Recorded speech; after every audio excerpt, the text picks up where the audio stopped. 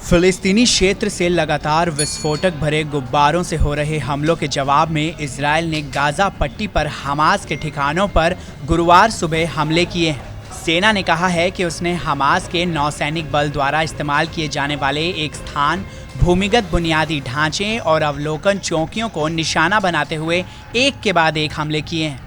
गौरतलब है, साल 2007 में हमास के गाजा पर नियंत्रण हासिल करने के बाद से इजराइल और हमास के बीच 3 युद्ध लड़े जा चुके हैं और कई छोटी झड़पें हुई हैं। हाल के महीनों में दोनों ओर से बड़े पैमाने पर अनौपचारिक संधि देखी गई थी, लेकिन कुछ दिनों से गाजा से उस ओर से विस्फोटक भरे गुब्बारों से हमले किए गए हैं, जिससे पड़ोसी यहूदी कृषि भूमि में आगजनी की घटनाएं पहले से काफ़ी बढ़ गई हैं। सेना के हवाले से बताया गया है कि इजरायली युद्धक जेट विमानों और टैंकों द्वारा रात भर हमले किए गए।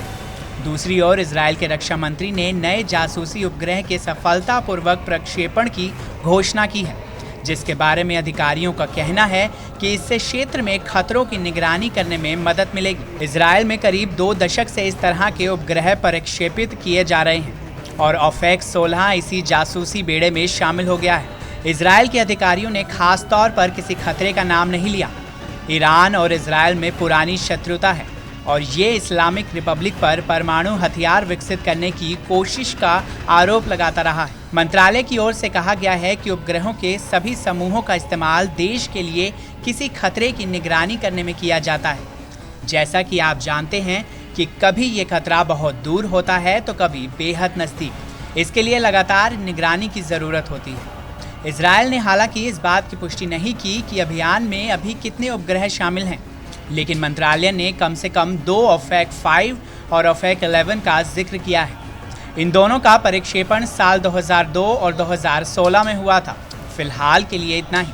देश और दुनिया की तमाम बड़ी खबरों के लिए देखते रहें TV9 भारतवर्ष। अड़ी सोमवार से शुक्रवार शाम 6 बजे सिर्फ TV9 भारतवर्ष पर।